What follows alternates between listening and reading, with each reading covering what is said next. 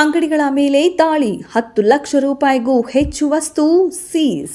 ಹಿರಿಯ ಪರಿಸರ ಅಧಿಕಾರಿಗಳು, ಕರ್ನಾಟಕ ರಾಜ್ಯ ಮಾಲಿನ್ಯ ನಿಯಂತ್ರಣ ಮಂಡಳಿ ಬೆಂಗಳೂರು ಇವರ ಸಹಯೋಗದಲ್ಲಿ ಹಾಗೂ ಪುರಸಭೆ ಮುಖ್ಯಾಧಿಕಾರಿ ಮೀನಾಕ್ಷಿ, ಬಂಗಾರಪೇಟೆ ತಾಲೂಕಿನ ತಹಸೀಲ್ದಾರ್ ಯು ರಶ್ಮಿ, ಪೊಲೀಸ್ ಇಲಾಖೆಯ ಸಬ್ ಇನ್ಸ್ಪೆಕ್ಟರ್ ರಾಜಣ್ಣ ನೇತೃತ್ವದಲ್ಲಿ ಖಚಿತ ಮಾಹಿತಿ ಮೇರೆಗೆ ಪ್ಲಾಸ್ಟಿಕ್ ಅಂಗಡಿಗಳ ಮೇಲೆ ದಾಳಿ ನಡೆಸಿ ಸುಮಾರು 10 ಲಕ್ಷ ರೂಪಾಯಿ ಪ್ಲಾಸ್ಟಿಕ್ ವಸ್ತುಗಳನ್ನು ಸೀಸ್ ಮಾಡಲಾಯಿತು.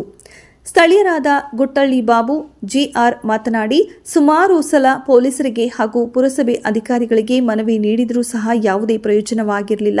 ಆದ್ದರಿಂದ ನಾವು ಬೆಂಗಳೂರಿನ ಪರಿಸರ ಅಭಿಯಂತರ ಕೇಂದ್ರ ಕಚೇರಿಯಲ್ಲಿ ಮನವಿ ನೀಡಿದ್ದರಿಂದ ಇಂದು ಬಂಗಾರಪೇಟೆಯಲ್ಲಿ ಅನಧಿಕೃತವಾಗಿ ಮಾರಾಟ ಮಾಡುತ್ತಿದ್ದ ಅಂಗಡಿಗಳ ಮೇಲೆ ದಾಳಿ ಮಾಡಿ ಸರಿಸುಮಾರು 10 ಲಕ್ಷಕ್ಕೂ ಮೇಲ್ಪಟ್ಟ ಪ್ಲಾಸ್ಟಿಕ್ ವಸ್ತುಗಳನ್ನು ಮುಟ್ಟುಗೋಲು ಹಾಕಲಾಗಿದೆ.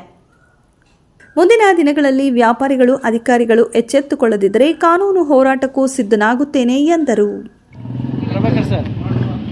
ಸೆಂಟ್ರಲ್ ಪೊಲ್ಯೂಷನ್ ಕಂಟ್ರೋಲ್ ಬೋರ್ಡಿಂದ ಹಾಗೆಯೇ ಪುರಸಭೆ ಕಡೆಯಿಂದ ಬಂಗಾರಪೇಟೆ ತಾಲೂಕಿನಲ್ಲಿ ಸಿಂಗಲ್ ಯೂಸ್ ಪ್ಲಾಸ್ಟಿಕ್ಗಳ ಬಳಕೆ ಹೆಚ್ಚಾಗಿದ್ದು, ಅದು ಬಹಳಷ್ಟು ಗೋಡೌನ್ಗಳಲ್ಲಿ ಸಿಂಗಲ್ ಯೂಸ್ ಪ್ಲಾಸ್ಟಿಕ್ಗಳನ್ನು ಅಡಗಿಸಿ ಇಟ್ಟಿದ್ದಾರೆ ಅಂತ ಬಂದಿರುವಂತಹ ಮಾಹಿತಿ ಮೇರೆಗೆ ಮತ್ತು ಕಂಪ್ಲೇಂಟ್ ಮೇರೆಗೆ ಇವತ್ತಿನ ದಿನ ಇನ್ಫಾರ್ಮೇಷನ್ ತಗೊಂಡು ಕೆಲವೊಂದು ಗೋಡೌನ್ಗಳನ್ನು ಮತ್ತು ಬಜಾರ್ ರಸ್ತೆಯಲ್ಲಿರುವಂತಹ ಅಂಗಡಿಗಳನ್ನು ಇನ್ಸ್ಪೆಕ್ಷನ್ ಮಾಡಲಾಯಿತು.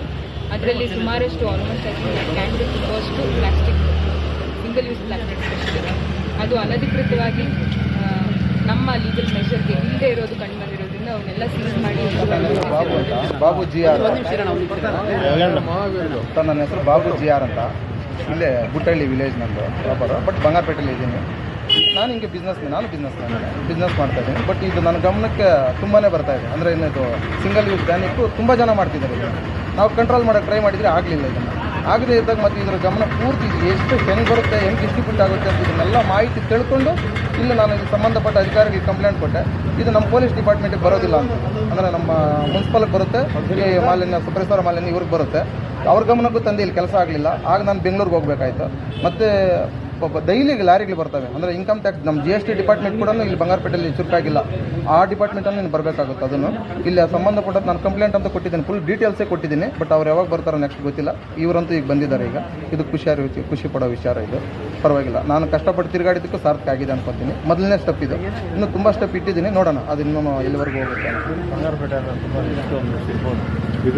ಸರ್, ಇದು ನಾವು ಇವಾಗ ಇನ್ನೂ ತುಂಬ ಇದೆ ಸರ್. ಈಗ ಇಷ್ಟೇ ಅಂತ ಕ್ಯಾಲ್ಕುಲೇಷನ್ ಮಾಡೋಕ್ಕೆ ಬರಲ್ಲ. ಇವಾಗ ಇದು ಹೆಚ್ಚು ಕಮ್ಮಿ ಇದು ಒಂದು 10 ಲಕ್ಷ ರೂಪಾಯಿ ಐಟಮ್ ಇರ್ಬೋದು. ಇದು ಇನ್ನೂ ಈ ಬಂಗಾರಪೇಟೆಯಲ್ಲಿ ಸಂಜೆವರೆಗೂ ಮಾಡಿದರೆ ಇನ್ನೊಂದು 50 ಲಕ್ಷ ರೂಪಾಯಿ ಐಟಮ್ ಸಿಗ್ಬೋದು ಬಂಗಾರಪೇಟೆಯಲ್ಲಿ. ಅಷ್ಟು ಐಟಮ್ ಇನ್ನೂ ಇದೆ ಎಲ್ಲ. ಅಂದರೆ ನಮ್ಮ ಅಧಿಕಾರಿ ವರ್ಗದವರು ಸಿನ್ಸರಾಗಿ ಮಾಡಿದರೆ 100% ಅವಾಯ್ಡ್ ಆಗುತ್ತೆ ಸರ್. ಆಗೋದಿಲ್ಲ ಅಂತಲ್ಲ. ಇದಕ್ಕೆ ಪರಿಹಾರವಾಗಿ ಇನ್ನೊಂದು ಐಟಮ್ ಯೂಸ್ ಮಾಡೋದಕ್ಕಿದೆ, ಬಟ್ ಯಾರೂ ಅದಕ್ಕೆ ರೆಡಿ ಇಲ್ಲ. ಎಲ್ಲರಿಗೂ ಬೇಕಾಗಿರೋದನ್ನು ಚೀಪ್ ಆ್ಯಂಡ್ ಬೆಸ್ಟಾಗಿ ಯಾವ್ದು ಸಿಗುತ್ತೆ, ಬೇಗ ದುಡ್ಡು ಮಾಡಬೇಕು. ಮತ್ತು ಒಂದು ಲೋಡ್ ಬಂದರೆ ಯಾವ್ದು ಫಾಸ್ಟ್ ಮೂವಿಂಗ್ ಇದೆ ಅದನ್ನು ಬೇಕು. ಚೇಂಜ್ ಆಗ್ಬೋದು, ಬಟ್ ಯಾರು ಚೇಂಜ್ ಆಗ್ತಾ ಇಲ್ಲ ಎಲ್ಲ. ಯಾಕಂದರೆ ಎಲ್ಲ ಇರೋದು ದುಡ್ಡು ಇರ್ತಕ್ಕಂಥ ಭಾರಿ ಶ್ರೀಮಂತರು ಇರೋದಿಲ್ಲ ಬಿಸ್ನೆಸ್ ಮಾಡ್ತಿರೋದು.